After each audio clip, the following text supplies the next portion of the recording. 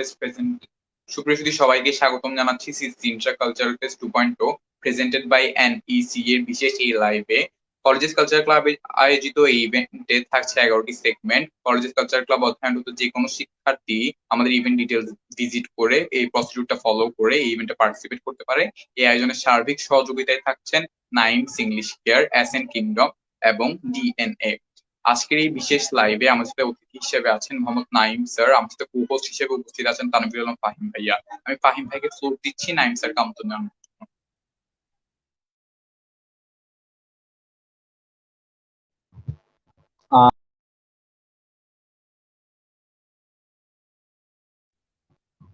প্রথমত ধন্যবাদ আনাস ফয়সালকে আমাকে ফ্লোর দেওয়ার জন্য।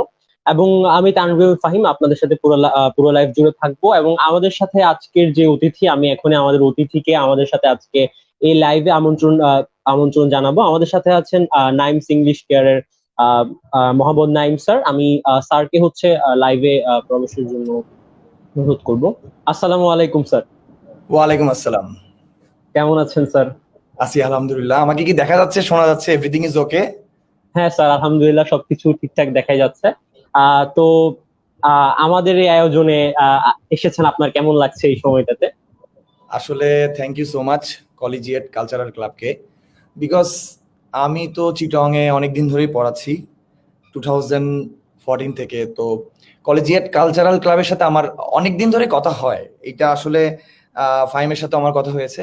This is the first time যে একটা লাইভে আমি তাদের সাথে তাদের কোনো একটা প্রোগ্রামে এবং তাদের একটা ইভেন্টে সাথে থেকে খুব ভালোই লাগছে। এটা অন্যরকম একটা ফিলিংস, বিকজ আমাদের অনেক স্টুডেন্ট রয়েছে যারা কলেজিয়েটে পড়ে, তারাও এখানে দেখছি যে পার্টিসিপেট করছে। এটা আমার জন্য অনেক ভালো লাগছে যে আমিও সাথে থাকতে পেরে। আমি অনেক অনেক ধন্যবাদ জানাচ্ছি কলেজিয়েট কালচারাল ক্লাবকে। ধন্যবাদ।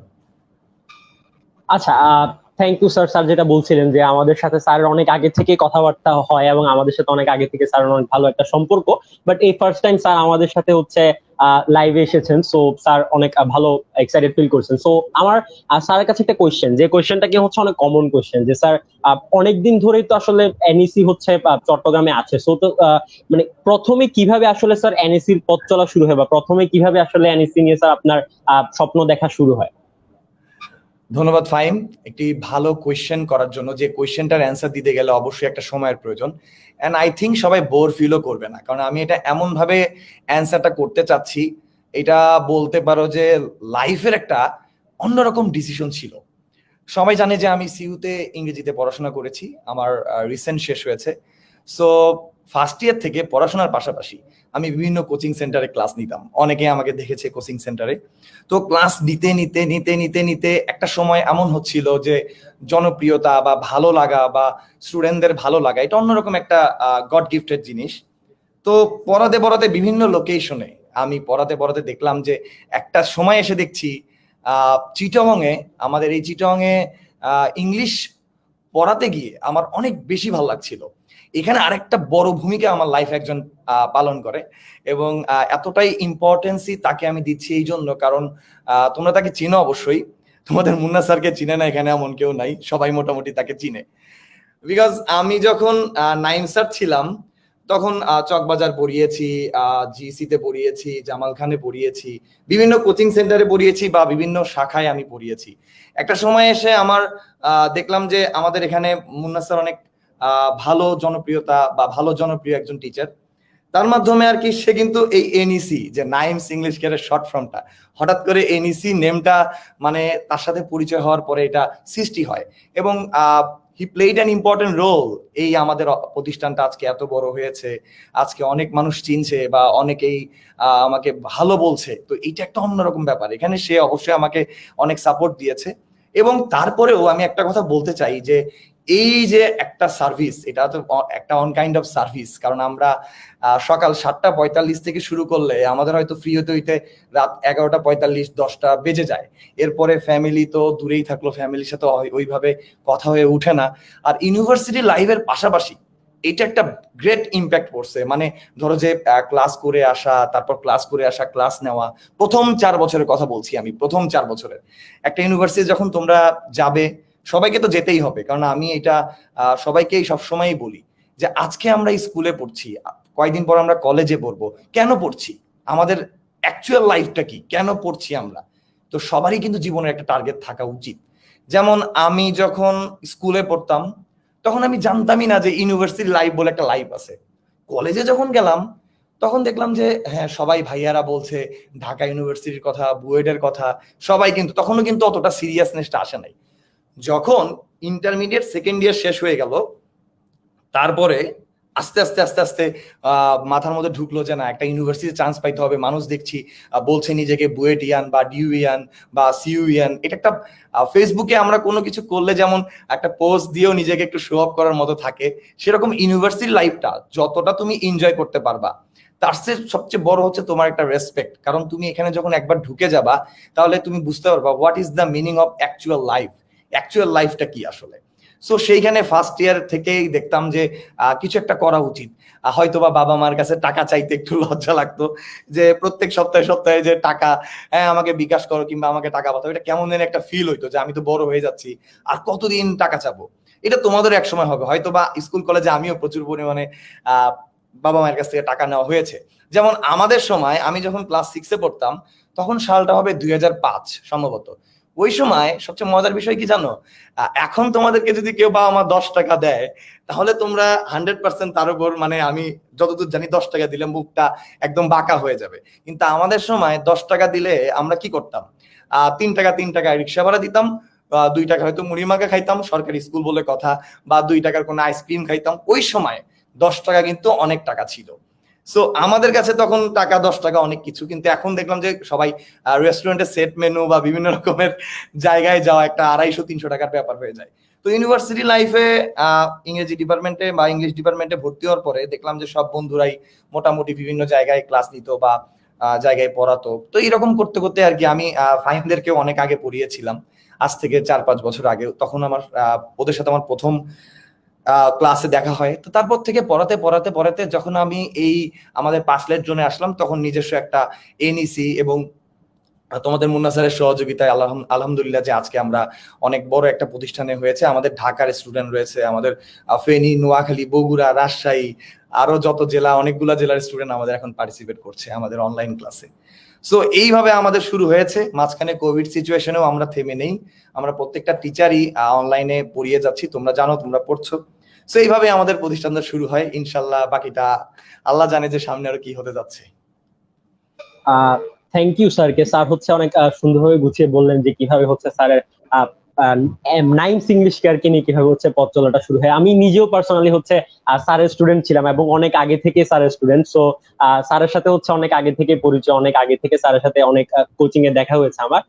তো সবসময় যেটা স্যারের ব্যাপারে ভালো লাগে যে স্যার সবসময় অনেক মানে ইন্টারেক্টিং ওয়েতে পড়ায়, এবং স্যারের এই জিনিসটাই হচ্ছে আমার মতে স্যারের প্রতিটা স্টুডেন্টেরই হচ্ছে জিনিসটা অনেক বেশি ভালো লাগে।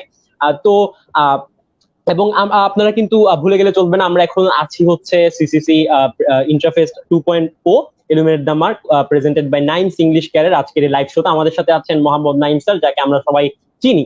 সো দেখছি অনেকেই কিন্তু কমেন্ট করছেন, আপনাদের কিন্তু কমেন্ট করে আপনার বন্ধুদেরকে জানিয়ে দিতে হবে যে আমাদের সাথে কিন্তু নাইম স্যার আছে। আপনাদের যে কোনো ধরনের কোয়েশ্চেন যেটা কিনা আপনি স্যারকে করতে চান অনেকদিন ধরে, ক্লাস করেন সবসময় বাট করা হয়ে ওঠে না, ক্লাসের মাঝে তো আর গল্প করা যায় না। সো স্যারকে এখন এরকম কোনো কোয়েশ্চেন করতে চান তো অবশ্যই সেটা আপনারা লাইভে কমেন্ট করে জানাতে পারেন। আচ্ছা, এখন আমার স্যারের কাছে আরেকটা কোয়েশ্চেন থাকবে, সেটা হচ্ছে স্যার স্বাভাবিকভাবে যখন চট্টগ্রামে এসেছেন, সো স্যার আপনি আমি যা জানি যা সম্ভব আপনি বাইরের ডিস্ট্রিক্ট থেকে এসেছেন। সো স্যার আপনি যখন প্রথম এখানে আসেন তখন আপনার কি ধরনের ডিফিকাল্টিস ফেস করতে হয়েছে, কিংবা যখন নাইমস ইংলিশ কেয়ার শুরু করছিলেন তখন কি কোনো ধরনের ডিফিকাল্টিস ফেস করতে হয়েছে কিনা, বা যদি ডিফিকাল্টিস ফেস নাও করে থাকেন তবে কোন ইন্টারেস্টিং পার্ট গুলা বা আপনি হচ্ছে অনেক বেশি এনজয় করেছেন যখন নতুন ভাবে সব শুরু করছিলেন?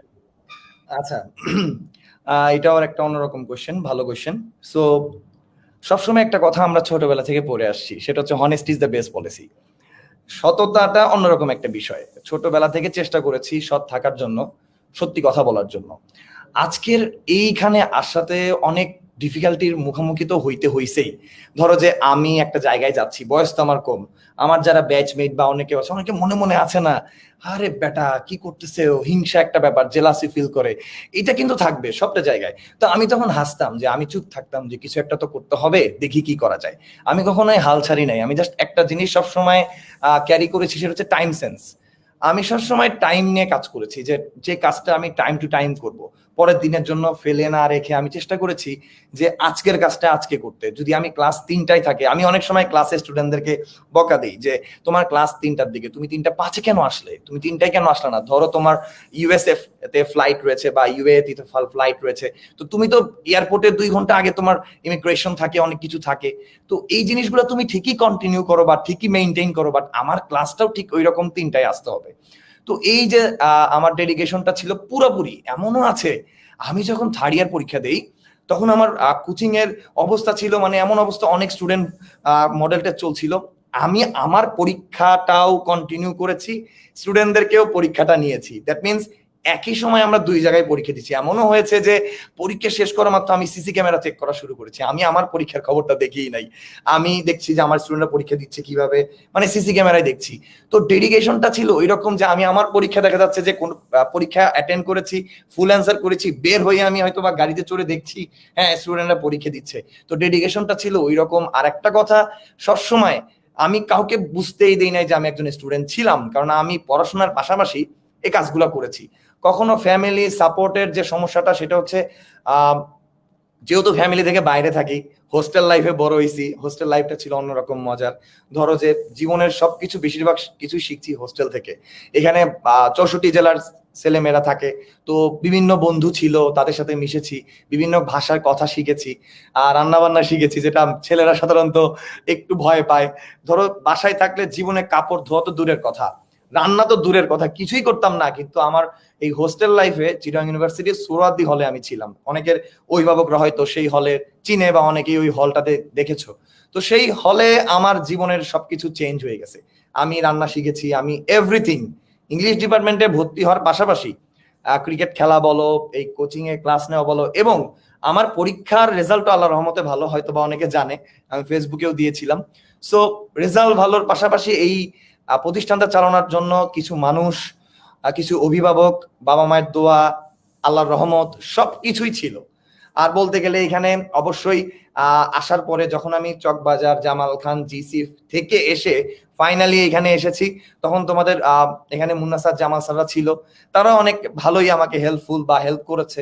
তো এটা আমার জন্য আর একটা বড় ভাইয়ের ছায়া পাওয়া এরকম একটা বিষয়টা হয়ে দাঁড়িয়েছে। অতএব ডিফিকাল্টিতে বললেও এটা আমি কাটিয়ে উঠতে পেরেছি, আই থিঙ্ক। Thank you. আপনার স্যার এই জার্নিটা অনেক মোটিভেট করবে, যেটা হলো আপনি অবস্টেকেলস গুলোকে কোপ আপ করছেন, আর আপনি হলো টাইম ম্যানেজমেন্টের গুরুত্বটা বলছেন।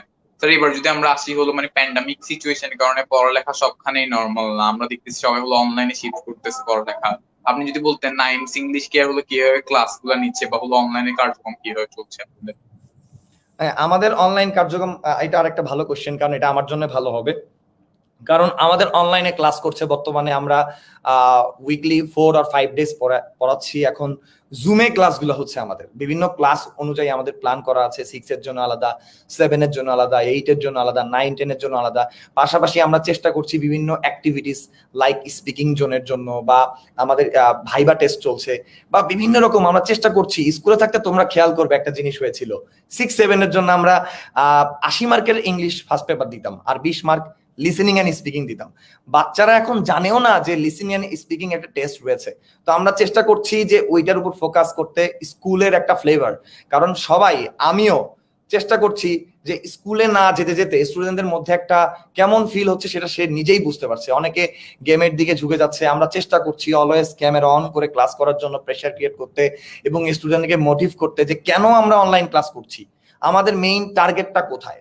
তুমি খেয়াল করে দেখবে, সবচেয়ে মজার বিষয়, বাংলাদেশে এখন কোভিড সিচুয়েশন, সবকিছু বন্ধ, লকডাউন, শাটডাউন, অনেক মজা হচ্ছে, ট্রোল হচ্ছে, অনেক কিছু চলছে ফেসবুকে আমি দেখছি। সো এর মধ্যে কিন্তু বিসিএস নামক পরীক্ষাটা হয়ে গিয়েছে, মেডিকেলের পরীক্ষা কিন্তু হয়ে গিয়েছে এই হাজার লকডাউনের মধ্যেও। তার মানে মেডিকেলের পরীক্ষা কিন্তু অনলাইনে হয় নাই। তার মানে তুমি জাতীয় মেধা যদি চিন্তা করে দেখো, যেটা জাতীয় মেধা মানে পুরা বাংলাদেশের মধ্যে তুমি যখন আর 2 বছর পরে পার্টিসিপেট করবা, তোমার সাথে বগুড়ার একটা ছেলে, নারায়ণগঞ্জের একটা ছেলে, ঢাকার একটা ছেলে পার্টিসিপেট করবে, তোমার সাথে কম্পিটিশন করবে। তো ওই কথা যদি তুমি চিন্তা করো, তাহলে কিন্তু তুমি বুঝতে পারছো যে অনলাইন অফলাইন যেটাই হোক না কেন, তোমাকে কম্পিটিশনে টিকে থাকতে হলে এখন থেকেই পড়তে হবে। সেই জন্য আমরা চেষ্টা করছি জুমে সবসময় অ্যাক্টিভ রাখতে। আবার অনেকে আছে দেখা যাচ্ছে যে এই প্যান্ডামিক সিচুয়েশনেও একটু রেস্ট, একটু ঘুমায় বা কোনো জায়গায় যায় বা বাসায় মেহমান চলে আসে, আমি শোনার কথা বা ক্লাসে জিজ্ঞেস করি এই ক্লাস করছো না কেন, স্যার আমার বাসায় মেহমান আসছিল, এরকম বলে। সেই কথা চিন্তা করে আমরা আবার কি করছি, ফেসবুকে ক্লাসগুলো আবার দিয়ে দিচ্ছি, আমাদের গ্রুপে দিয়ে দিচ্ছি বা আমাদের প্রাইভেট গ্রুপে দিয়ে দিচ্ছি জুম লাইভের পাশাপাশি। তো কোনোভাবে স্টুডেন্টরা মানে এখানে উপকৃতই হবে, কোনোভাবেই তাদের ক্ষতি হওয়ার কিছু নাই। যদি তুমি ক্ষতি হতে চাও বা নিজের ক্ষতি করতে চাও, মানে নিজের ক্ষতিটাকে ডেকে নিতে চাও, তাহলে এখানে ক্ষতি করার মতো অনেক কিছুই আছে। আমি দেখলাম পাবনা থেকে একটা মেয়ে পুরো বাংলাদেশে ফার্স্ট হয়েছে, তো তাদের তো অনলাইনেই পড়তে হয়েছে, মেডিকেলের কথা বলছি। তো সে পুরো বাংলাদেশে মেধা তালিকার মধ্যে ফার্স্ট কিভাবে হলো? তার মানে তাকে অনলাইনেই পড়তে হয়েছে বা এনিহাও তাকে ওইভাবে পার্টিসিপেট করতে হয়েছে। তো আমার কাছে মনে হয় যে অনলাইন, যদিও অনলাইন অনেকের বোর ফিল হতে পারে, তবে সবকিছু চিন্তা করে তাকে অবশ্যই কম্পিটিশনে টিকে থাকার জন্য হলেও তাকে ক্লাস করতে হবে বা তাকে অ্যাক্টিভলি ক্লাসগুলো করতে হবে আমার মনে হয়।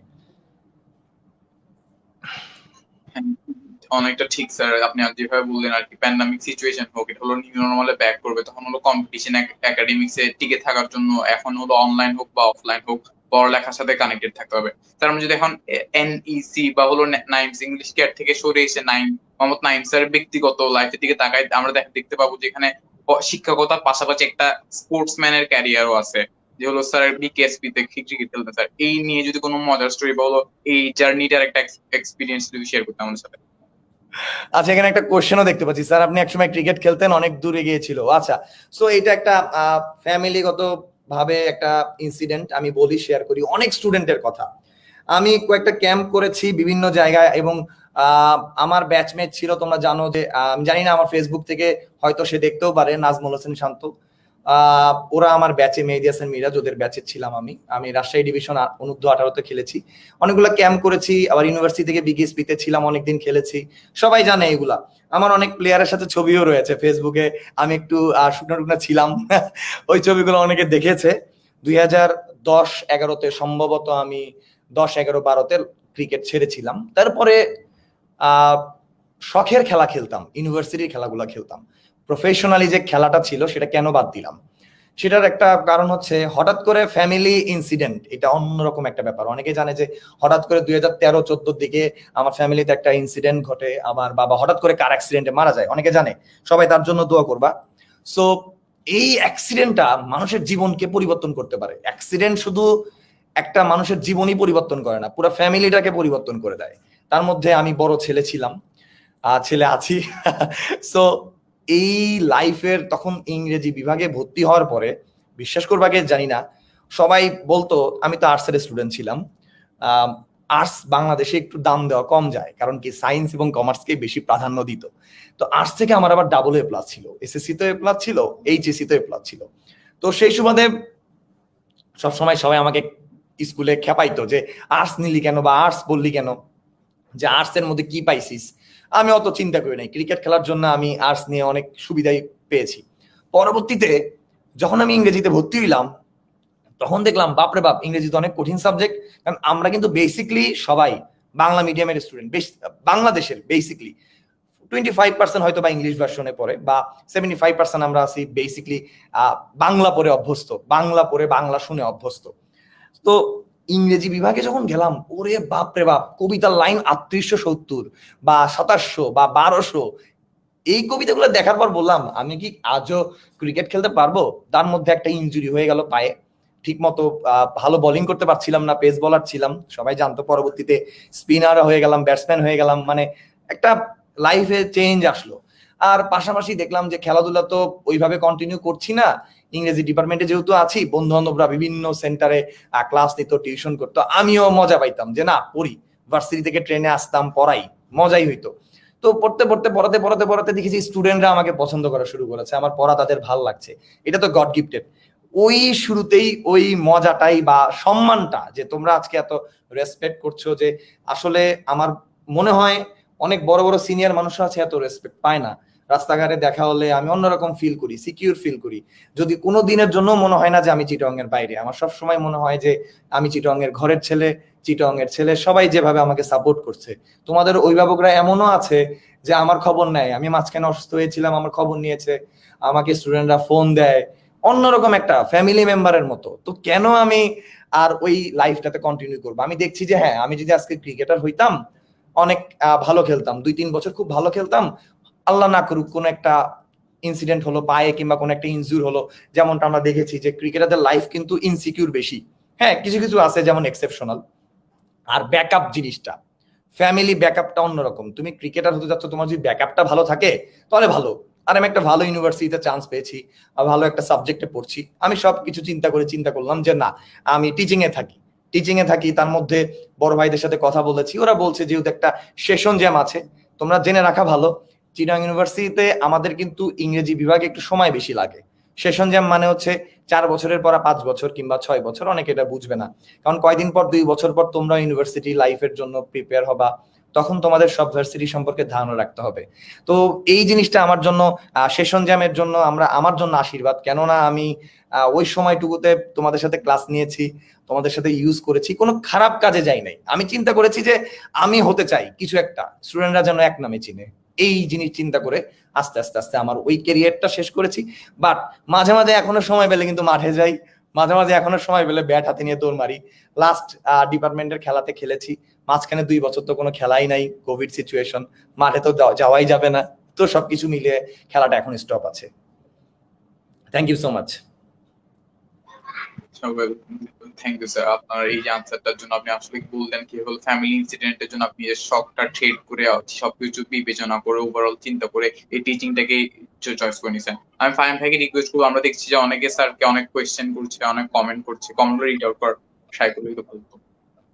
আচ্ছা, so first of all Naim স্যারের সাথে হচ্ছে আমার একটা মানে জিনিস হচ্ছে কিছুক্ষণ আগে মনে পড়লো, যে আমার রিয়েলি ফিলিং প্রাউড যে আমি হচ্ছে নাইম স্যারের সাথে কিছুদিন আগে কিছুদিন আগে না, অনেক আগে একবার ক্রিকেট খেলার সুযোগ পেয়েছিলাম। সো এটা হচ্ছে আমার হঠাৎ মাথায় আসলো।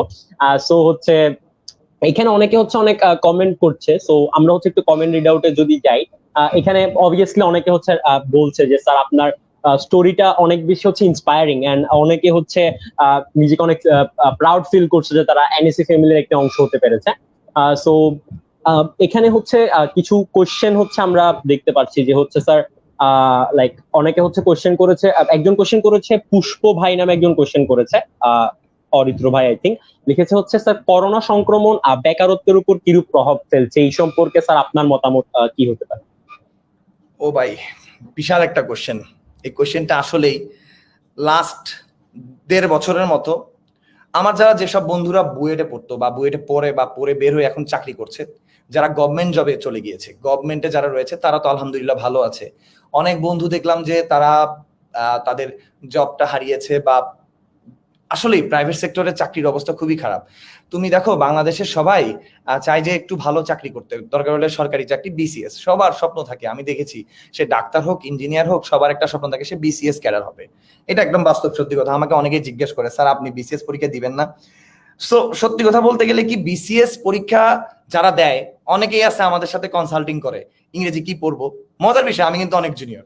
সো আমি তখন মাঝে মাঝে ভাবি যে লাইফের তুমি যদি বিসিএস কে টার্গেট দাও তাহলে তোমাকে হয়তো বা ফ্যামিলি থেকে একদম আলাদা হতে হবে, তখন শুধু বিসিএস নিয়েই ভাবতে হবে। তাহলে আমার এই যে আজকে আস্তে আস্তে করা এত বড় একটা প্রতিষ্ঠান, এটার ভবিষ্যৎ কি, এটা নিয়ে ভাবি।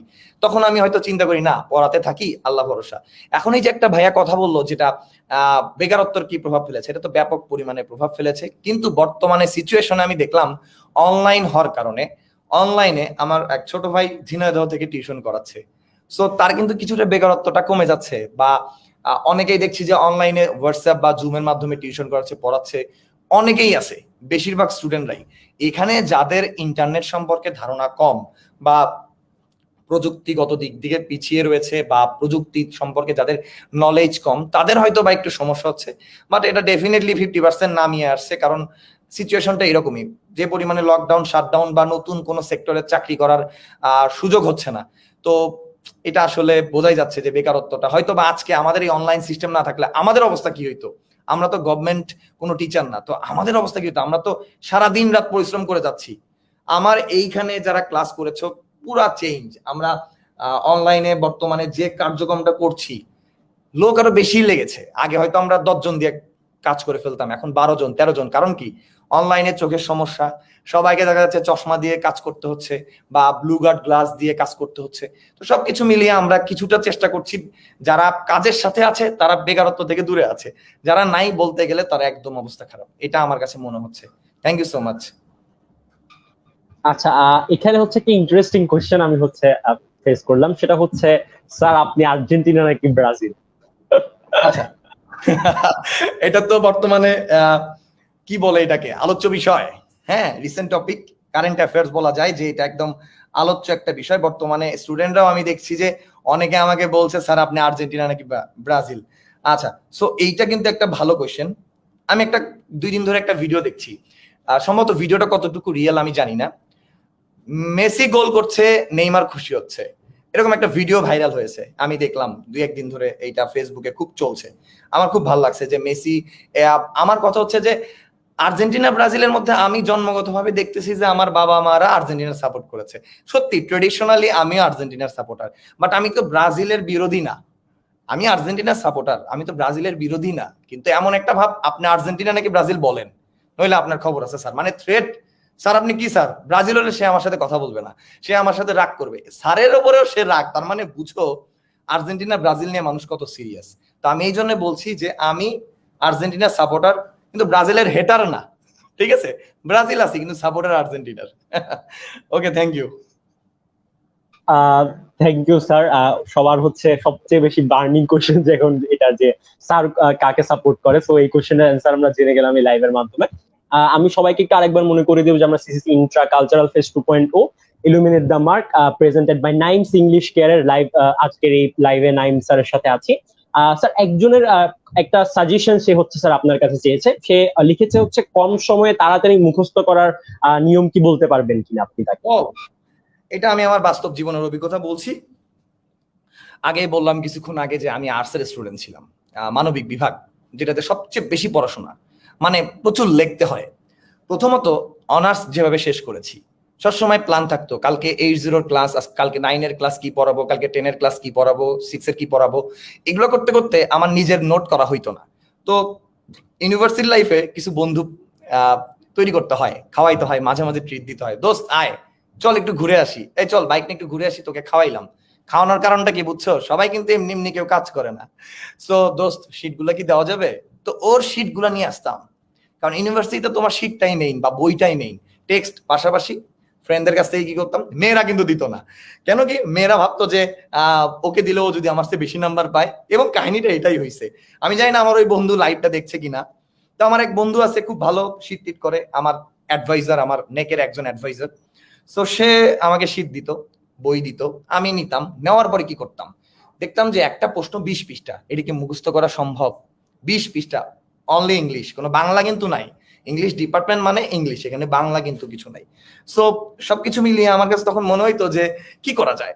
ছোটবেলা থেকে পড়াশোনার পাশাপাশি লেখার অভ্যাসটা বেশি ছিল, হ্যান্ড রাইটিং প্রচুর পরিমাণে। দেখে দেখে প্রশ্নটা 3 বার লিখে ফেলতাম, 5 বার লিখে ফেলতাম, দেখে দেখে শীটটা দেখে আমি আমার মতো করে 5 বার লিখতাম। পরের আমি ওটা পড়তে যাইতাম, একবার পরেই মুখস্থ হয়ে যেত।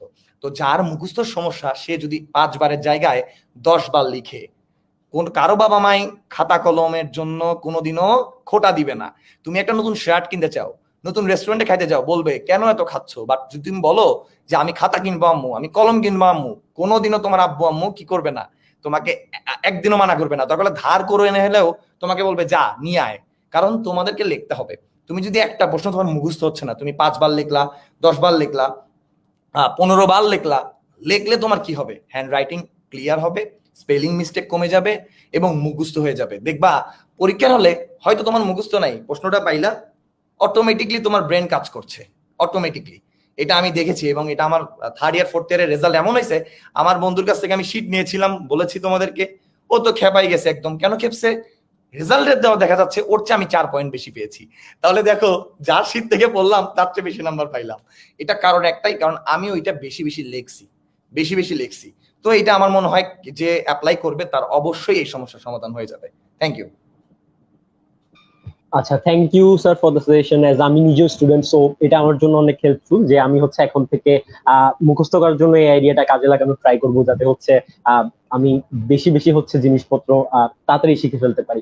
আচ্ছা, এখানে অদ্রিত সেনগুপ্তা হচ্ছে একটা কোশ্চেন করেছেন যে স্যার এই সময় আমাদের স্টাডিতে ফোকাস করার কোনো ওয়ে বলতে পারেন কিনা, কজ এখন আসলে মানে এই সময়টাতে স্টাডিতে ফোকাস করাটা একটু টাফ হয়ে গেছে, তো এই সময়টাতে স্টাডিতে ফোকাস করে রাখার জন্য কোনো যদি সাজেশন দিতেন। স্টাডিতে ফোকাস করার জন্য তোমার লাইফের কে ফোকাস দিতে হবে, তোমার এইম কে ফোকাস দিতে হবে। সবচেয়ে প্রথম যেটা আমি ভাবছি যে আজকে যদি আমি মারা যাই, কালকে আমাকে নিয়ে কাঁদবে একজন, তোমরা স্ট্যাটাস দিবা, পরশুদিন একটা স্ট্যাটাস দিবা, তারপরের দিন বলবা মিস ইউ হাবি জাবি, শেষ। 4 দিন 5 দিন 1 বছর পর আমাকে কেউ মনে রাখবে না। কিন্তু তুমি যদি তোমার এইমটাকে ঠিক করো যে না, আমি আজ থেকে 3 বছর পর, এটা ডিপেন্ড করছে তুমি কোন ক্লাসে পড়ো। তোমাকে যদি তুমি 6 এর স্টুডেন্ট হও, তোমাকে চিন্তা করতে হবে আগামী 5 বছর পরে আমি কি করব, আগামী 5 ইয়ার্স পরে আমি কি করব। আবার কেউ যদি 8 এর হয়, আগামী 3 বছর পরে আমি কি করব। সব কথার এক কথা থাকে, ফিউচার নিয়ে ভাবতে হবে। যদি তোমার এইম ঠিক থাকে যে না, আমি একজন প্রশাসনিক ক্যাডার হব, আমি একজন ইঞ্জিনিয়ার হব, আমি একজন খেলোয়াড় হব, আমি একজন বা ডাক্তার হব, বা ইত্যাদি, আমি একজন পুলিশ অফিসার হব, তো সবকিছু যদি তুমি এখন থেকে চিন্তা করো, ওই ফোকাসিং এর আলোকে তোমাকে তখন পড়াশোনাকে বাধ্য করবে। তোমাকে এটা মনে রাখতে হবে যে ইউনিভার্সিটিতে তুমি আজকে হয়তো জানো কিনা জানি না তোমরা, আমাদের সময়েও দেখছি আমরা একটা সিটের জন্য লড়াই করা হয়েছে প্রায় 50 জন। তোমাদের সময় এসে একটা সিটের জন্য 100 জন লড়াই করবে, কম করে হলেও 120 জন লড়াই করবে। মানে কি, তোমার কম্পিটিশন করবে 120 জন, সাথে তুমি একা। 120 জনের মধ্যে একজন সেই লোভনীয় সিট পাবে, সেটা ঢাকা ভার্সিটি হোক, চট্টগ্রাম বিশ্ববিদ্যালয় হোক, মেডিকেল হোক, বুয়েট হোক, পাবে, বা বিদেশে হোক, বা যেখানেই হোক না কেন, এটা পাবে, এক কথাই শেষ। তো ওই 120 জনের চেয়ে তুমি এই 5 বছর কি করবা? 120 জনকে তোমাকে টপকাতে হলে এখন থেকে তোমাকে চিন্তা করতে হবে, ওই কোন দিকে যাইস না, তোর পিছনে কিন্তু 120 জন আছে। এই কথাটা একবার মাথায় রাখলে হবে। এইদিকে যাইও না, তোমার সাথে কিন্তু 120 জন আছে। সেই 120 জনকে কেউ কিন্তু জানে না, বাংলাদেশের বিভিন্ন জায়গা থেকে, এমন কেউ বাইরের দেশের গুলোও কিন্তু। তো সবকিছু মিলে ওই চিন্তা করে যদি এখন থেকে কেউ চিন্তা করে, তাহলে সে পড়বেই। আর যদি চিন্তা করে না, আমি দুবাই যাব, আমি দেশের বাইরে যাব, আমার বাপের অনেক টাকা আছে, আমার মার অনেক টাকা আছে, জমি একটা বেচবো, আমি ভালো একটা প্রাইভেট ভার্সিটিতে পড়বো, টাকা দিয়ে পড়বো, তাহলে তো তার পড়াশোনা কখনোই হবে না। কারণ চিন্তা করতে হবে যে আমি আগে, ফার্স্ট অফ অল, আমি বলছি না প্রাইভেট ইউনিভার্সিটি সম্পর্কে, প্রাইভেট ইউনিভার্সিটি অনেক ভালো পড়াশোনা হয়, অনেক ভালো হয়। আমি দেখেছি চিটাগাং এ অনেক প্রাইভেট ইউনিভার্সিটি ভালো, নর্থ সাউথ ভালো, বা এআইবি ভালো, অনেক ইউনিভার্সিটি আছে বাংলাদেশ ভালো, ব্র্যাক ইউ ভালো। তো সবকিছু ইউনিভার্সিটি কিন্তু মানে বাইরের দেশের গুলোও ভালো, বাট সরকারিটাতে চান্স পেয়ে দেখাও। না বললা, দেখাও তুমি সবাইকে, একটা স্ট্যাটাস তো হয়, একটা স্ট্যাটাস দিলাম যে আমিও চান্স পেয়েছি এরকম বুয়েটে। তখন তুমি চান্স না পাইলে, মানে চান্স পাওয়ার পর না পড়লে সমস্যা নাই, মানুষ তখন তোমাকে খোটা দিবে না। বাট যখন তুমি চান্স পাবা না, তখন তোমাকে সবাই দেখবা যে অন্যরকম চোখে দেখছে, বা তোমার যারা ফ্রেন্ড আছে যারা ভালো জায়গায় যখন যাবে, ওদের একটা ভাবটা অন্যরকম হবে। তো সেই কথা চিন্তা করে এখন থেকে তোমাকে একটু হলো একটু একটু একটু একটু করে পড়তে হবে, একটু একটু করে। যতই বোরিং ফিল হোক না, বোরিং হোক আমি তাও পড়বো, বোরিং হোক আমি তাও পড়বো। এইটার মাধ্যমে ইনশাল্লাহ কিছুটা রিকভার করা যায়, I think. Thank you. Sir এখানে একটা কোশ্চেন দিতে বললাম স্যার, এখানে একটা ইন্টারেস্টিং কোশ্চেন আসছে যে আপনার লাইফের পিছনে যে এত স্ট্রাগল করলেন আপনি, ওটা কভার আপ করে এখন সাকসেসফুল হয়েছেন, ওইটাতে কার ইম্পর্টেন্স সবচেয়ে বেশি ছিল? এই স্ট্রাগলটা হলো আপনার এই যে সাকসেসের পিছনে। এখানে আরেকটা ব্যাপার ছিল, যে আমি বলেছিলাম যে ফ্যামিলি ইনসিডেন্টটা মারাত্মক লেভেলে কাজ করেছে। এবং ফ্যামিলি ইনসিডেন্ট আমি চাই না যে আমার মতো আরো কারো জীবনে এরকম হোক। কারণ আমি যখন সত্যি কথা বলতে 2013-14 দিকে এমনও হয়েছে যে সাইকেল নিয়ে ঘুরতাম, ঘুরে ঘুরে বিভিন্ন জায়গায় আমি নিজে ওই ইয়া করতাম, ওই যে প্রাইভেট পড়ানো হয় ইয়াগুলা লাগাইতাম, পোস্টারিং করতাম নিজে। আজ থেকে 7-8 বছর আগের কথা বলছি। পোস্টারিং করতাম, বা বিভিন্ন জায়গায় অ্যাড দিতাম, বিভিন্ন পত্রিকায় অ্যাড দিতাম যে আমি পড়াতে চাই। সুযোগটা অন্যরকম একটা বিষয়। সো এগুলা করতে করতে করতে করতে করতে বিভিন্ন কোচিং সেন্টারের সাথে জড়িত হই, চেষ্টা করেছি পড়াশোনার পাশাপাশি। তারপর এখানে আসছি, আমি বলেছিলাম যে একজনের নাম না বললেই না, মুন্না স্যার তোমাদের, উনাকে দেখে অনেকটা ইন্সপিরেশন পেয়েছি যে উনি কিন্তু হিউজ কষ্ট করে, তোমরা কল্পনার বাইরে। উনার মতো কষ্ট কেউ করতেও পারবে না আমার মনে হয় পুরো বাংলাদেশ। কারণ আমি তো মোটামুটি 38 or 40 জেলার মতো জায়গায় ঘুরেছি, বিভিন্ন জেলায় ক্লাস নিয়েছি, কোচিং সেন্টারে ক্লাস নিয়েছি। তো বিভিন্ন যে জায়গায় ক্লাস নিয়ে দেখেছি যে বিভিন্ন কোচিং সেন্টার, বা ঢাকায় দেখেছি। তো তো সবকিছু মিলিয়ে আমি তখন দেখলাম যে না, ইন্সপাইরেশনটা যখন তোমার আশেপাশেই থাকবে, আশেপাশে মানুষ থেকে পাবা, তখন তুমি এমনি অটোমেটিকলি মোটিভেটেড হবা। তোমার বড় ভাই যখন ঢাকা ইউনিভার্সিটিতে পড়বে, মেডিকেলে পড়বে, তুমি অটোমেটিকলি বুঝবা যে না, ভাই পড়ছে, আমাকেও পড়তে হবে। ইন্সপাইরেশনটা এরকমই। আমি বড় ছেলে, হয়তো আমার ছোট ভাইরা একটু বেনিফিটেড হবে, তোমরা বেনিফিটেড হবা, কারণ আমি এখনই বলতেছি যে এই লাইফের মিনিংটা ওইটা, তোমাকে সরকারিতে যাইতে হবে, এইটা তোমার লাইফের অ্যাকচুয়াল মিনিং, তোমার গোল এইটা, ওইটাতে যাবা, ওইটাতে এইটা হবে, ওইটাতে এইটা হবে, এটা এখন থেকে বলে দিচ্ছি।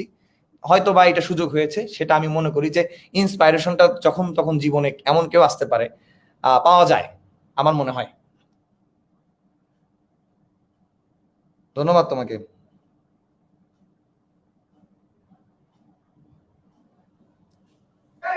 আপনাদের সকলকে ধন্যবাদ এত কমেন্ট করার ট্রাই করার জন্য। সময় স্বল্পতার জন্য হলো আমরা সবাই কমেন্ট করতে পারি নাই, তবু আমরা পরে আবার পড়ার ট্রাই করবো। আমরা আবার প্রশ্নোত্তর পর্বে ফিরে যাই। স্যার, এখন দেখা যাচ্ছে যে স্টুডেন্টরা পড়ালেখা একাডেমিক্স এর পাশাপাশি অনলাইনে যেহেতু একটা গ্রাউন্ড পাইছে, অনেকে হলো ক্লাবিং করতেছে, হলো স্কিল ডেভেলপমেন্ট করতেছে, অনেক হলো নিজের মধ্যে কালচার অনেক স্কিল অ্যাডপ্ট করে নিচ্ছে, ওইটাকে টাইম দিচ্ছে। এইসব জিনিসকে আপনি কিভাবে দেখেন? এটা আরেকটা কথা বলছি, এটা খুবই ভালো একটা কথা, যেটা হচ্ছে এই বিভিন্ন, যেমন তোমরা যেটা আয়োজন করেছো, আমি রিয়েলি অ্যাপ্রিসিয়েট করছি, বিকজ এখন অনলাইন সিচুয়েশনে পড়তে পড়তে পড়তে অনেকে বোর ফিল করছে। ক্লাসের মধ্যে আমি অনেক মজা করি, মাঝে মাঝে মনে হয় যে একটু দুইটা লাইন গান শুনাই, মাঝে মাঝে মনে হয় একটা কবিতা শুনাই, মাঝে মাঝে মনে হয় যে একটা কাহিনী বলি। কেন মনে হয়? কারণ হচ্ছে যে এখন ছেলেমেয়েরা এতটাই পরিমাণে, এটা বলতে পারো অন কাইন্ড অফ রোগের মতো হয়ে গিয়েছে। সো এই সময়ে যে তোমরা বিভিন্ন রকমের উদ্যোগ নিচ্ছ, যে এই যে কালচারাল ক্লাবের মাধ্যমে সবাইকে একটু অ্যাক্টিভিটিসে বিজি রাখা, এটা অনেক বড় ভূমিকা পালন করছে। কেন? বর্তমানে কর্পোরেট সিচুয়েশনে তুমি যদি চাও, পড়াশোনার যতটুকু তুমি জানো, তার চেয়ে যদি তোমার অ্যাক্টিভিটিস যদি একটু সিভিতে যোগ হয়, তাহলে কি হয়, জবটা আরো বেশি দিন স্টেবল হয়, তোমার প্রায়োরিটি বেড়ে যায়। বা ধরো যে আমি এই যে তোমাদেরকে পড়াচ্ছি বা টিচিং এ আছি, পাশাপাশি এমন একটা জব পেলাম, ওই টিচারের পাশাপাশি তোমাকে ক্রিকেট খেলাও জানতে হবে, তাহলে আমার অ্যাক্টিভিটিসটা কি? আমি ক্রিকেটও পারি, আমাকে একটা বেনিফিটেড হলো। আর একটা কথা বলছো, যেটা হচ্ছে যে ইংলিশ যদি জানা যায়, বা বিভিন্ন রকমের কালচারাল প্রোগ্রাম বা ইংলিশ, তুমি যদি সবকিছুই কিছু না কিছু জানো, সেটা পরবর্তীতে 100% শিওর এই অ্যাক্টিভিটিস এর মাধ্যমে তার ভবিষ্যতে ফিউচার লাইফে কাজে দিবেই। একটা সময় ছিল যে আমি দুইজনের সামনে কথা বলতাম না, আব্বু আম্মু সবসময় বলতো যে এই ছেলে আনসোশাল কেন, এ তো ফ্যামিলিতে কেউ আসলে, মেহমান আসলে কথাই বলে না। আর আজকে দেখো, এখানে লাইভে দেখতে পাচ্ছি অনেকেই রয়েছে, তোমরা রয়েছো, আমরাও হাজার হাজার স্টুডেন্টের সামনে ক্লাস নিচ্ছি। তো কেন আসলো এই চেঞ্জটা? কেন আসলো? Because of activities. ইউনিভার্সিটিতে যে ইংলিশ অলিম্পিয়াডের সাথে যুক্ত হলাম, বিভিন্ন অর্গানাইজেশনে যুক্ত হলাম, দেখলাম যে ভাইয়ারা কি করছে, আপুরা কি করছে, অ্যাক্টিভিটিস দেখলাম, বিভিন্ন অ্যাম্বাসেডর হলাম, সবকিছু কিন্তু অ্যাক্টিভিটিসটার কারণেই আজকে এখানে আসতে পেরেছি। তো অবভিয়াসলি তোমাদের এই অ্যাক্টিভিটিস গুলা অবশ্যই তার ফিউচার লাইফের জন্য একদম বেস্ট, গুড, বেটার সবই বলা যায়, আমি মনে করি। স্যার, আসলে আমাদের বললেন যে কিভাবে হলো একটা এক্সক্লুসিভ, একটা নর্মাল পার্সন থেকে কিভাবে একটা মানুষকে এক্সক্লুসিভ করে তুলে, যে হলো অনেক স্কিল অ্যাডপ্ট করার পর। সেখানে আমি একটা কমেন্ট দেখতে পাচ্ছি, যারা হলো এসএসসি ব্যাচ 21, যারা হলো জানে না বা পরীক্ষা কথা, এরকম অনেক ব্যাচ আছে যারা হলো জানে না এই যে এই প্যান্ডামিক সিচুয়েশনটা কখন শেষ হয় বা হলো নিউ নর্মালে কখন ব্যাক করবে। ওরাও দেখতে পারতেছে না, মানে হলো ওদের ফিউচার কি, বা হলো ফিউচার কিভাবে জিনিসগুলো কন্টিনিউ করবে। সো ওরা হলো মানে কিভাবে পড়ালেখায় ফোকাস আনতে পারে, বা হলো ওদের গোলটা কিভাবে সেট করতে পারে আর কি, মানে এই সিচুয়েশনে চলাকালীন। এসএসসি 21 তারা এখনো জানে না যে তাদের পরীক্ষা হবে কিনা, এবং তারা কেউ জানে না। সো এসএসসি 21 এর সবচেয়ে বড় যে পজিটিভ দিকটা, হয়তো বা তাদের তো A+ চলে আসতে পারে। আমি আরেকটা কথা বলে নেই, ইউনিভার্সিটি লাইফে চান্স পাওয়ার জন্য বা ভার্সিটিতে চান্স পাওয়ার জন্য অনেক AA+, গোল্ডেন A+ আছে, অনেক first boy, second boy, third বয় আছে, তারা ইউনিভার্সিটির বারান্দাও যেতে পারে না। কেন? বিকজ অফ পাখা গজায়। অনেকেই আছে ফার্স্ট বয়, সবসময় ফার্স্ট হয়েছে, এসএসসিতে বৃত্তি পেয়েছে, এইচএসসিতে বৃত্তি পেয়েছে, একটা পাখার মতো গজাইলো যে আমি তো সব কিছুই পারি, আমি তো চান্স পাবোই। এই কনফিডেন্সের কারণে সে কি হয়ে যায়, কোনো জায়গায় চান্স পায় না। লাস্টে তার জীবনে ফ্রাস্ট্রেশন, ডিপ্রেশন, যত রকমের কিছু আছে, সিচুয়েশনটাই খারাপ হয়ে যায়। বাট ট্রাস্ট মি, যারা এসএসসি 21 আছে, যারা 21 ব্যাচ, তারা যদি সব কিছু চিন্তা করে, সব কিছু স্কিপ না করে, মেইন টপিক যেগুলো রয়েছে এইচএসসিতে আসবে, আবারও বলছি, এসএসসি এবং এইচএসসি মিলেই কিন্তু ইউনিভার্সিটি অ্যাডমিশন টেস্ট। এইচএসসির টপিকগুলো পড়া উচিত। ধরো আমি ইংলিশ পড়াচ্ছি, ইংলিশের আর্টিকেল এখানেও রয়েছে, পার্টস অফ স্পিচ এখানেও রয়েছে, এইচএসসিতে ওইটাই জাস্ট মডিফায়ার হয়ে নাম হয়ে আসছে, ইন্টেন্সিফায়ার হয়ে নাম হয়ে আসছে, জাস্ট চেঞ্জ হয়ে আসছে। তো তাদের কি করা উচিত? এইচএসসির একটা বই কিংবা এইচএসসির কোনো কিছু, বিভিন্ন ইউটিউবে ক্লাস আছে, এগুলো দেখা উচিত। বিভিন্ন টিচারের ক্লাস আছে, দেখা উচিত। বা নিজে নিজেই দু একটা বই নিয়ে এসে ঘাটাঘাটি করা উচিত, কারণ ভবিষ্যতে ওটা থেকেই তো কোয়েশ্চেন ওর ইউনিভার্সিটিতে আসবে। সে যদি মনে করে যে 21 আমি শেষ, আমার কোনো ফিউচার নাই, সে এই কথা মনে করে সে শেষ। সে যদি মনে করে এইটা আমাকে অটো প্রমোশন দিলে আমি সামনে ইন্টারমিডিয়েট একটু আগাই নেই। এইচএসসিতে আমি একটা গল্প শোনাই। একটা বড় ভাইয়া ছিল আমাদের স্কুলের, অনেক নাম করা, আমরা বগুড়া জেলা স্কুল অনেক বাড়ি র্যাঙ্কে ফার্স্ট হয়েছি পুরো বাংলাদেশে। এসএসসিতে গোল্ডেন এ প্লাস পেয়ে এক ভাইয়া কলেজে ভর্তি হলো, মারাত্মক স্টুডেন্ট, আমরা সবাই ধরে নিয়েছি বুয়েটে চান্স পাবে। ট্রাস্ট মি, সে সেরকম কলেজে যে ফার্স্ট ইয়ার ডোন্ট কেয়ার করলো না, সেকেন্ড ইয়ারে কেয়ার করলো, একটু কেয়ার করলো, কেয়ার করে পড়াশোনা করলো। এসএসসিতে গোল্ডেন পাইলো, কিন্তু এইচএসসিতে রসায়নে সে ফেল করলো। চিন্তা করো কতটুকু চেঞ্জ তার জীবনে এসেছে। সে তখন লাইফের অ্যাকচুয়াল মিনিং বুঝতে পারলো যে একটু আমি গাফলতি করেছি, একটু আমি অ্যাভয়েড করেছি পড়াশোনা, আমি ফেল করে ফেলেছি। এইচএসসিতে সবচেয়ে বেশি ফেল হয়, সবচেয়ে ভালো এ প্লাস পাওয়া যায়, সবচেয়ে বেশি ফেল হয়। সেই জন্য তুমি ফিজিক্স পড়ো, তুমি কেমিস্ট্রি পড়ো, তুমি ইংলিশের মেইন টপিকগুলো নিয়ে একটু আলোচনা করো। 21 কাছে, আমার কাছে এটাই, যেমন আমি 21 কিছু স্টুডেন্ট আমার কাছে পড়ে, ওদেরকে আমি বেশিরভাগই সময় সেই জিনিসগুলাই পড়াই এইচএসসিতে যে টপিকগুলো এখন কন্টিনিউ করছে। ওদের সাথে আমি সপ্তাহে একদিন কথা বলছি, বা কথা নিয়ে তাদের সাথে অনেক মোটিভেশন কথা বলছি যে তোমরা কোনোভাবেই ডিপ্রেস হয়েও না, কারণ সামনে অনেক সিচুয়েশন আছে, অনেক করা, কারণ একসাথে সব পরীক্ষা হতে পারে। তো আমি তাদেরকে এই সাজেস্ট করতে পারবো, এইচএসসির পড়া শুরু করে দাও, কারণ তাছাড়া উপায় নাই, তুমি কম্পিটিশনে হেরে যাবা। ও, তো স্যার বলছিলেন যে হচ্ছে আসলে এখন যেই বেচ গুলো আসলে হচ্ছে লাইক এখন অনেক কোভিড এ সবচেয়ে বেশি প্রবলেম ফেস করছে হচ্ছে আসলে এসএসসি বেচ 21, দেন হচ্ছে এইচএসসি বেচ 21, যারা কিনা আসলে নিজেদের বোর্ড এক্সাম গুলো আদতে কখন হবে কি হবে সেই ব্যাপারে এখন পর্যন্ত কোনো ধরনের নিশ্চয়তা পায়নি, তারা হচ্ছে সবচেয়ে বেশি প্রবলেম ফেস করছে। তো স্যার হচ্ছে তাদেরকে কিছু সাজেশন দিচ্ছিলেন। তো স্যার আমার হচ্ছে স্যারের কাছে দুইটা কোয়েশ্চেন থাকবে, আই হোপ এই দুইটা কোয়েশ্চেন হচ্ছে এখানে কমেন্ট থেকে যদি আমি কিছু কমন কোয়েশ্চেন তুলে নিই তার মধ্যে অবভিয়াসলি থাকবে। সো ফার্স্ট কোয়েশ্চেনটা হচ্ছে যে স্যার, যেহেতু আপনি ইংলিশ অলিম্পিয়াডে রয়েছেন, সো স্যার আমাদেরকে যদি একটু ইংলিশ অলিম্পিয়াড আপনার এক্সপিরিয়েন্সটা বলতেন, এবং হচ্ছে লাইক ইভেন আমিও হচ্ছে স্যার আপনি যখন বলেছিলেন আমিও তখন ইংলিশ অলিম্পিয়াডে হচ্ছে পার্টিসিপেট করেছিলাম, ন্যাশনাল রাউন্ডে গিয়েছিলাম। স্যার আমাদেরকে একটু মানে ইংলিশ অলিম্পিয়াডে স্যার আপনার এক্সপিরিয়েন্সটা যদি আমাদের সাথে একটু শেয়ার করতেন। এন্ড সেকেন্ড কোয়েশ্চেন হচ্ছে স্যার যে আসলে এখন যেই অবভিয়াসলি কম্পিটিটিভ ওয়ার্ল্ডে সবাই হচ্ছে জাস্ট নট অনলি একাডেমিক্স, তার পাশাপাশি সবাই কিন্তু বিভিন্ন ধরনের যে হায়ার লাইক জিনিসগুলো, লাইক অনেকে স্যাট এক্সাম দিচ্ছে যাতে বাইরে পড়াশোনা করতে যেতে পারে, অনেকে আবার আইএলটিএস এর জন্য নিজেদেরকে প্রস্তুত করছে। তো তাদের জন্য যদি লাইক এই মানুষদের জন্য যদি আপনি যদি আলাদা কিছু সাজেশন দিতেন স্যার, এই দুটো কোশ্চেন থাকবে। Okay, thank you so much. English olympiad is supercalifragilisticexpialidocious. So মানে তো সবাই জানো, অসাধারণ একটা ভালো জায়গা, যেটা আমার লাইফের আরেকটি টার্নিং পয়েন্ট। ওখানে আমার আমান স্যারের সাথে পরিচয় হয়। তোমরা সুপারক্যালিফ্রাজিলিস্টিকএক্সপিয়ালিডোশাস এই ভিডিওটা দেখে থাকবে তার। এখানে আমি তার সাথে প্রথম পরিচয় হয়, এবং ইংলিশ অলিম্পিয়াডের সবচেয়ে বড় যে জায়গাটা সেটা হচ্ছে ওইখানে আমার যে সাহস বা মানুষের যে কলিজাটা অনেক বড় হয়ে গিয়েছে। ওইখানে আমরা এর আগের বার দেখেছি 3000-এর মতো স্টুডেন্ট ছিল, পার্টিসিপেট করেছিল, আমাদের ক্যান্টনমেন্ট ইংলিশে হয়েছিল। ওইখানে গেলাম, আমি প্রথমে একটু দেখতাম যে সবাই ইংলিশ ভার্সনের ছেলেমেয়েরা বিভিন্ন অ্যাক্টিভিটিসের সাথে জড়িত। আমরা যারা বাংলা ভার্সন থেকে এসেছিলাম, যে প্রথমে কিছুক্ষণ চেয়ে থাকছি, ও মাই গড ও কি বলছে, বাচ্চাটা কি সুন্দর ইংলিশ বলছে, ও কি করছে, এগুলো দেখে নিজেরা তখন মনে হচ্ছে আল্লাহ কোন দুনিয়ায় আছি। তো ওইখানে যে আমরা বিভিন্ন ওয়ার্কশপ বা বিভিন্ন ভাবে স্টুডেন্টদের সাথে মিশে, বা বড় বড় ভাইয়া বা আপু বা বলতে পারো যে আরো যারা সিনিয়র জুনিয়র মিলে একটা অ্যাক্টিভিটিস বা গ্রুপিং হয়ে যখন তুমি কোনো কাজ করবা, কোনো কিছু ম্যানেজমেন্ট করবা বা ম্যানেজ করবা, তখন অটোমেটিক্যালি তোমার জন্য তোমার অ্যাক্টিভিটিস এর জন্য গ্রোটা ওটা অটোমেটিক্যালি তোমার ভিতর থেকে বেড়ে যাবে। এইটা অন্যরকম একটা ব্যাপার। তো ইংলিশ অলিম্পিয়াডের মতো জায়গা বা যে কোনো ম্যাথ অলিম্পিয়াড বা যে কোনো কিছু অলিম্পিয়াডে পার্টিসিপেট করলে অবশ্যই তার কনফিডেন্স লেভেল গ্রো হবে ভবিষ্যতের জন্য। আর বাইরের দেশে বা এই সময়টা, yes this is the perfect time. এই সময় আমার পড়াশোনা ভালো লাগছে না, সে আইএলটিএস করছে, সে স্যাটের জন্য প্রিপারেশন নিচ্ছে, এই জিনিসগুলো করলে তার জন্য অবশ্যই ভালো, তবে তাকে ডেডিকেটেড হতে হবে।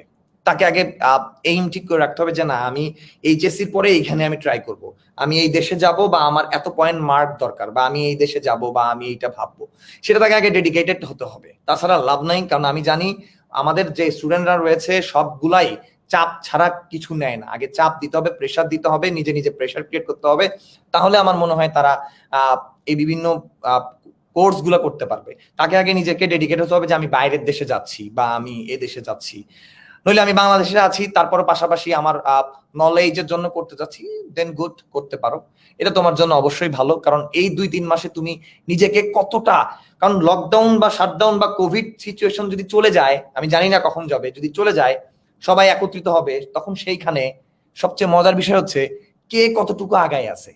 তুমি যদি কম্পিউটার শিখতে পারো, কম্পিউটার শিখে নিলা, তুমি যদি ভিডিও এডিটিং শিখতে পারো শিখে নিলা, গ্রাফিক্স শিখে নিলা, তুমি প্রোগ্রামিং শিখে নিলা, তুমি আর ওই 120 জনের থেকে আগাই গেলা। কারণ ভার্সিটিতে ওঠার পরে হয়তো ক্লাসে স্যার গেল, ওরিয়েন্টেশন ক্লাসে তোমাকে বলছে যে এইটা করতে হবে, একটা গ্রাফিক্স ডিজাইনার দরকার, তোমাদের মধ্যে কে আছে, তুমি সেখানে হাত তুললা, তোমাকে স্যারটা চিনে নিল, ভাইবার দিনে স্যার তোমাকে বললো এই তুমি সেই গ্রাফিক ডিজাইনারটা, জি স্যার, ভাইবাতে কিন্তু অটোমেটিক 3 নাম্বার পেয়ে গেলা। কেন? কারণ তোমার অ্যাক্টিভিটিস আছে। ওই নাইম তুমি কি খেলোয়াড় নাকি? জি স্যার, আমি ইউনিভার্সিটি মে খেলেছি। ও আচ্ছা, 3 নাম্বার কিন্তু পেয়ে গেলা তুমি। সাপোজ অ্যাক্টিভিটিস কেন? ওই তুমি ওরিয়েন্টেশন ক্লাসে বক্তৃতা দিয়েছিলা, স্পিচ দিয়েছিলা, অনেক সুন্দর হয়েছিল, ভাইবাতে তুমি সেটাতে একটা বেনিফিটেড হলো, স্যার তোমাকে চিনলো। অনেকে আছে ভার্সিটি টিচার হতে চায়, তাদের জন্য ভূমিকা পালন করবে, কারণ সেই অ্যাক্টিভিটিস এর ছাত্রদের সাথে লেগেছিল। আর ইউনিভার্সিটি টিচাররা কিন্তু বন্ধুত্বের মতো সম্পর্ক হয়, তারা কিন্তু নিজেরাই ছাত্রদেরকে ফোন দেয়, ছাত্রীদেরকে ফোন দেয়, হ্যাঁ এইটা এইভাবে লিখলে ভালো হয় বা এটা এইভাবে করলে, বা অ্যাক্টিভিটিস এর সাথে বিভিন্ন রকম ভাবে স্যার একটা ফ্রেন্ডলি হয়। তো যারা ইউনিভার্সিটিতে যাবে না তারা এই জিনিসটা বুঝবে না, এই জন্য সবাইকে একদিন হলেও ট্রাই করতে হবে সরকারি জায়গায় কিংবা বেসরকারি যেটাই হোক, ভালো কোনো ভার্সিটিতে পড়তে হবে। তা আমার কাছে মনে হয় অ্যাক্টিভিটিস বেস্ট। Thank you. আসলে ইনফরমেটিভ একটা আনসার দিলেন, যে হলো একটা গোলটার প্রতি একটা ডেডিকেশন ক্রিয়েট করতে হবে, না হলে এফোর্ট গুলা ক্রিয়েট হবে না। সেখানে একটা অনেক ইম্পর্টেন্ট কোয়েশ্চেন পিন করা আছে, যে sir how to improve English besides notes and rules, এটা আনসার যদি একটু দিতেন। সো এইখানে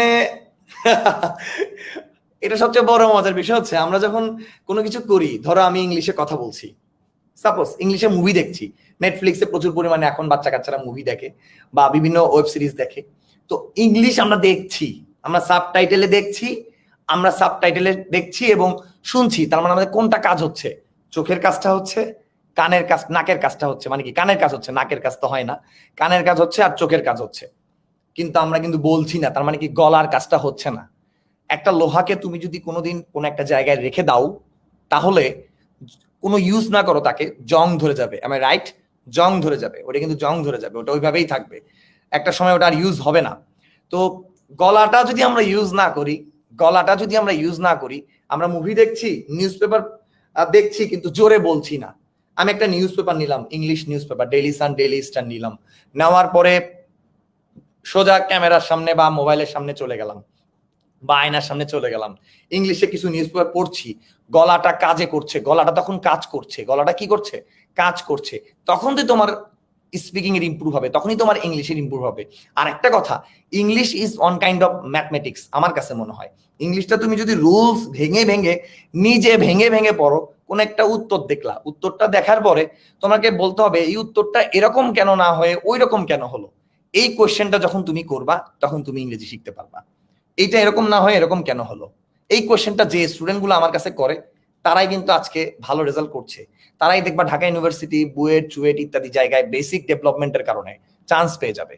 সো আমার কাছে মনে হয় কোয়েশ্চেন ওয়াই, কেন, ওয়াই, এই ওয়াই জিনিসটা আগে আনতে হবে মুখে। আর তোমার এই গলাটা যে জং ধরে আছে, এটা কথা বলতে হবে, তাহলে ইনশাল্লাহ ইমপ্রুভ হয়ে যাবে আমার কাছে মনে হয়।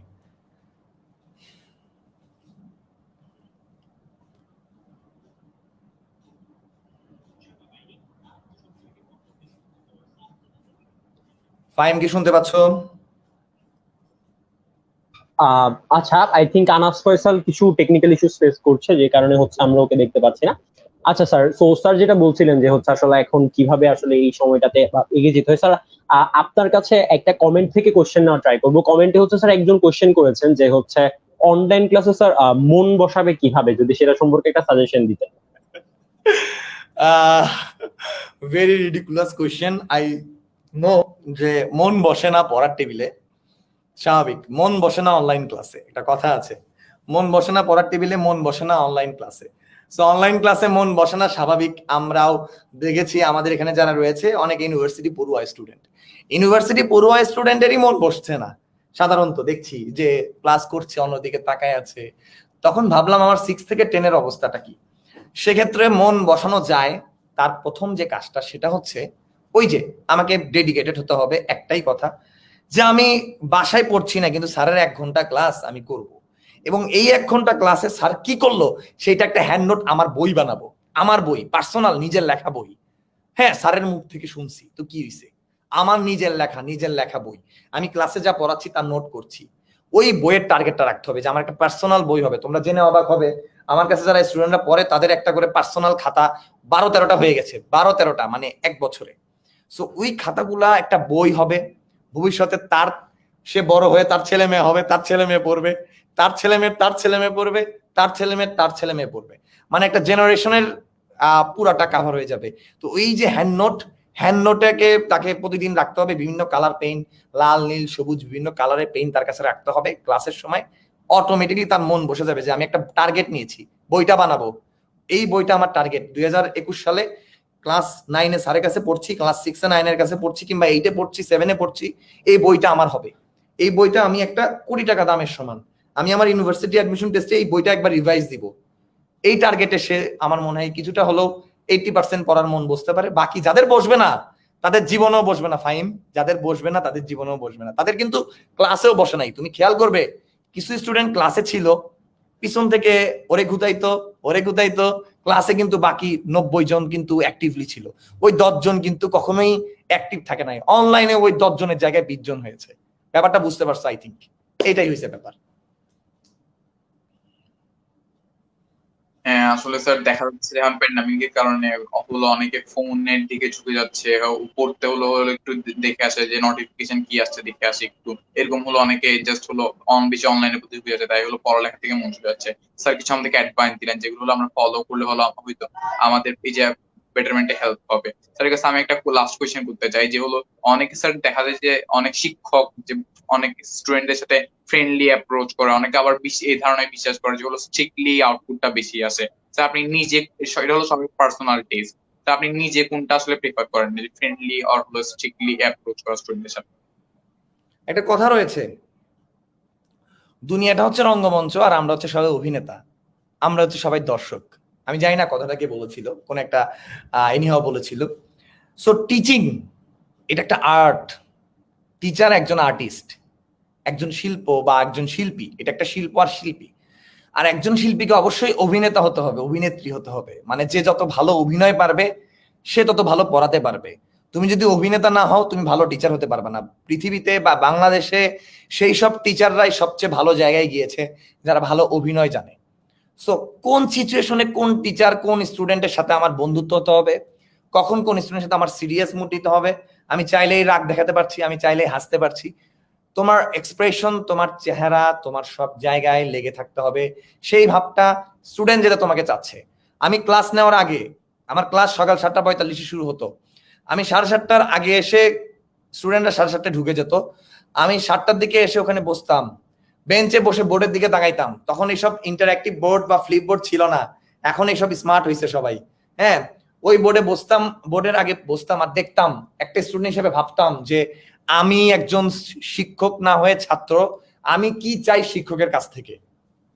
তোমরা জেনে অবাক হবে, তুমি সেই টিচারটাকেই মনে রেখেছো যে তোমাকে ভালোভাবে কথা বলেছে, তোমাকে ইন্সপায়ার করেছে, তোমাকে মনে রেখেছে, বা তোমার সাথে একটু ভালো করে হেসে কথা বলেছে, সেই টিচারটাকেই তুমি মনে রেখেছো, সেই টিচারটাই তোমার কাছে বেস্ট টিচার। কারণ একটা টিচারের অনেক রকমের রূপ থাকা উচিত। কোনো স্টুডেন্টের সাথে রাগি করে কথা বলা বা রেগে, কোনো স্টুডেন্টের সাথে হেসে কথা বলা, এটাই স্টুডেন্টের উপর ডিমান্ড করে। তো ফ্রেন্ডলি বা যেটা তুমি ফ্রেন্ডলি অ্যাপ্রোচের কথা বলছো, এটা ডিপেন্ড করে সিচুয়েশনের উপরে, it's depends on the situation I think. So এটা আসলে আমার ক্যারেক্টার, আমার চেহারা, আমার ফেস সবকিছুর উপর ডিপেন্ড করছে।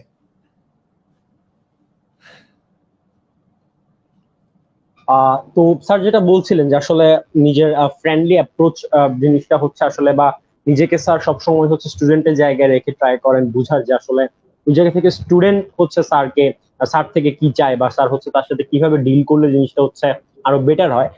সো আমরা যেহেতু হচ্ছে আপনারা সবাই হচ্ছে এতক্ষণ ধরে দেখছেন আমাদের সাথে series intra cultural fest 2.0 illuminate the mark presented by Naims English care এর আজকের এই লাইভ শোতে আমাদের সাথে হচ্ছে মোহাম্মদ নাইম স্যার ছিলেন এতক্ষণ ধরে। আমরা হচ্ছে আজকের এই লাইভ শোর একদম শেষ পর্যায়ে চলে এসেছি এবং এই সময়টাতে আমি হচ্ছে নাইম স্যারের কাছ থেকে শেষ প্রশ্ন করব এবং আমরা এই প্রশ্নের মাধ্যমে হচ্ছে বিদায় নিব এবং সবাইকে অসংখ্য অসংখ্য ধন্যবাদ আমাদের সাথে এতক্ষণ জুড়ে থাকার জন্য। আমার প্রশ্নটা হচ্ছে এটা নিয়ে যে স্যার আসলে এই সময় এই জিনিসটা এই কোশ্চেনটা হচ্ছে কমেন্টে একজন করেছেন যে হচ্ছে স্যার আচ্ছা আমার কথা কি শোনা যাচ্ছে না ক্লিয়ার? হ্যাঁ, আবার বলা শোনা যাচ্ছে। হ্যাঁ হ্যাঁ স্যার, যে কোশ্চেনটা করছিলাম যে স্যার আসলে আসলে হচ্ছে মানে এই যে এই সময়টাতে আসলে স্যার কলেজেস কালচারাল ক্লাব কর্তৃক এই যে আয়োজনটা স্যার এই পুরো আয়োজন নিয়ে স্যার আপনার মতামতটা একটু শুনতে যাচ্ছিলাম যে আমাদের আজকের আয়োজনটা আপনার কেমন লেগেছে বা ভবিষ্যতে আপনার আমাদের থেকে কি আশা করেন এই ব্যাপারে? আমি যতদূর জানি যে তোমাদের স্কুলের এই যে ক্লাবটা এটা এর আগে অনেকগুলা কাজ করেছে, ইভেন্ট করেছে। সো ফার্স্ট টাইম আমার সাথে একটা ইভেন্ট এবং আমিও নিজেকে গর্বিত ফিল করছি বা এটা একটা অন্যরকম বিষয় যে আমি এটার সাথে একটা পার্টিসিপেট বা আমিও একজন, বলতে গেলে আমি এর একজন, আমার কাছে মনে হচ্ছে আমি দাবি করে বলতে পারি যে না আমি তোমাদের সাথে আছি। এই যে তোমরা একটা এই সিচুয়েশনে ঘরে বসে আছে, আমি দেখছি অনেকগুলা কাজ দেখেছি, অনেকে অ্যাক্টিভলি অনেক কিছু দিচ্ছে গ্রুপে, আমি ব্যস্ততার মাঝেও চেক করছি তোমরা যে স্টুডেন্টদেরকে গেম খেলা থেকে বিরত রেখে বা কোনো খারাপ জায়গা থেকে বিরত রেখে এইভাবে যে তাদেরকে একটা কাজে বিজি রেখেছো বা একটা সার্টিফিকেশন করবে বা কিছু প্রাইজ দিবে, এটা অন্যরকম একটা বিষয়, এটা আমার কাছে খুবই ভালো লেগেছে। এবং এটা একটা বলতে গেলে যে তোমাদের যে ইনভেনশনটা, এই ইভেন্টটা বলতে গেলে স্টুডেন্টদেরকে অবশ্যই তাদের ব্রেন ডেভেলপমেন্টে ভূমিকা রাখছে এবং বাবা মারাও বা অভিভাবকরাও অনেক খুশি হচ্ছে যে না আমার ছেলে হয়তো একটা জিনিস আঁকাচ্ছে বা একটা জিনিস করছে বা সে গিটার নিয়ে একটা গান করছে বা পড়াশোনার বিষয়ে সে আগিয়ে আছে। তো সবকিছু মিলিয়ে বাবা মা কি চায় সেটা জানো, আমার বাবা মা বা যে কোনো বাবা মাই চায় ছেলে মেয়ে যা করুক কোনো খারাপ পথে যেন না যায়। অনলাইন ক্লাস হোক অফলাইন ক্লাস হোক সব জায়গায় আমি দেখেছি যে বাবা মা সবসময় একটা জিনিস চেয়েছে, সবসময় একটা জিনিস চেয়েছে যে আমার ছেলেটা ভালো জায়গায় থাকুক, আমার মেয়েটা ভালো পথে থাকুক, যেন সে একটা, তাদের মনের আশা হচ্ছে একটা সময় তুমি ভালো মেডিকেল ইউনিভার্সিটি পড়ে ভালো একটা মানুষ হবে, সবার ইচ্ছা, হয়তো তোমাকে এখন বলে না। কেন আমি দেখছি ক্লাস 3-তে যখন পড়তাম আমাকে বলতো একটু কষ্ট কর, ক্লাস 5-এ বৃত্তিটা পাইলে হবে, 5-এ যে বলতো 6-এ একটু ক্যাডেট পরীক্ষা দে তারপর আর মুক্তি, 8-এ যে বলতেছে বৃত্তি পরীক্ষা আবার তারপর মুক্তি, 9-এ যে বলতেছে এবার সায়েন্স আর্টস কমার্স একটা নে তারপর মুক্তি, নাই মুক্তি নাই, পরে আবার বলতেছে 10-এ যে সামনে এসএসসি পরীক্ষা, মুক্তি কিন্তু নাই। এসএসসির পরে কলেজে ভর্তি হইলাম, কিছুদিন একটু মজা করলাম খেললাম, তারপর সামনে এইচএসসি পরীক্ষা বাবা, আমি বললাম এবার মনে হয় মুক্তি, না সামনে ইউনিভার্সিটি অ্যাডমিশন টেস্ট পড়তে হবে, আচ্ছা ইউনিভার্সিটি চান্স পাইলাম, সামনে বিসিএস পরীক্ষা পড়তে হবে, তার মানে আমাদের জীবনেও মুক্তি নাই, বিসিএস দিবা সামনে প্রমোশন নিতে হবে, সামনে ওই জায়গায় যাইতে হবে, সামনে বিয়ে করতে হবে, সামনে ওইটা করতে হবে, এভরিথিং। সো সবকিছু মিলে আমাদের লাইফটা হচ্ছে পুরোটা কম্পিটিশন। আমার মনে হয় জীবনে যতদিন বেঁচে থাকবা কম্পিটিশন করে বাঁচতে হবে, মরে গেলাম শেষ হয়ে গেল, কয়দিন মনে রাখবে মানুষ, সেজন্য যদি কম্পিটিশন করে ভালো কিছু করে মরে যাও তাহলে হয়তো বেশি দিন মনে রাখবে, আর যদি কম কিছু করে মরে যাও তাহলে হয়তো কম দিন মনে রাখবে।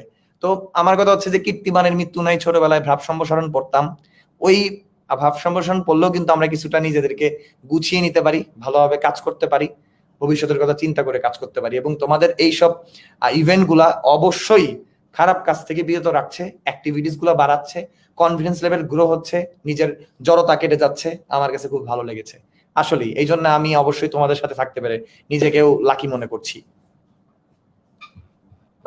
অসংখ্য ধন্যবাদ নাইম স্যারকে। আমরা আজকের এই অনুষ্ঠানের একদম শেষ পর্যায়ে চলে এসেছি এবং অসংখ্য ধন্যবাদ মোহাম্মদ নাইম স্যারকে আমাদের সাথে এতক্ষণ ধরে থাকার জন্য এবং আমাদের এই তার অনেক গুরুত্বপূর্ণ সময়ের মধ্যে আমাদেরকে কিছুটা দিয়ে আমাদেরকে আসলে আমাদের এই যে লাইভে যে ভিউয়ার্সরা ছিল তাদের কোশ্চেন গুলো অ্যান্সার করার জন্য এবং আমাদের সাথে থেকে আমাদেরকে অবশ্যই অনেক বেশি হচ্ছে হেল্প করেছে নাইম স্যার। সো সেই জায়গা থেকে নাইম স্যারকে অনেক বেশি থ্যাংক ইউ। এবং আমি সবাইকে বলবো যারা কিনা পুরো লাইভ জুড়ে আমাদের সাথে ছিলেন তাদেরকে অসংখ্য অসংখ্য ধন্যবাদ আমাদের সাথে থাকার জন্য, কলেজের কালচারাল ক্লাবের সাথে থাকার জন্য। এবং আমরা আশা রাখি যে আমরা অবশ্যই ভবিষ্যতে আরো যে ইভেন্ট গুলো লঞ্চ করবো সেখানে আমরা অবশ্যই আপনাদেরকে সাথে পাবো। এবং সেই আশা রেখে আমি সবাইকে সুস্থ থাকার জন্য এবং এই করোনাকালীন সময়ে বাসায় থেকে হচ্ছে পড়াশোনার মাধ্যমে স্যারের দেওয়া সাজেশন গুলোকে কাজে লাগিয়ে হচ্ছে নিজের ফিউচার গোল সেট করে সেটা নিয়ে হচ্ছে ভাবনা চিন্তা করার জন্য সবাইকে, এবং সবাই ভালো থাকবেন এই আশা রেখে আমি বিদায় নিচ্ছি, তানভীর ফাহিম। এবং আশা করছি সামনে যে কোনো একটা লাইভে আপনাদের সাথে আমার আবার দেখা হবে। ধন্যবাদ। ধন্যবাদ সবাইকে।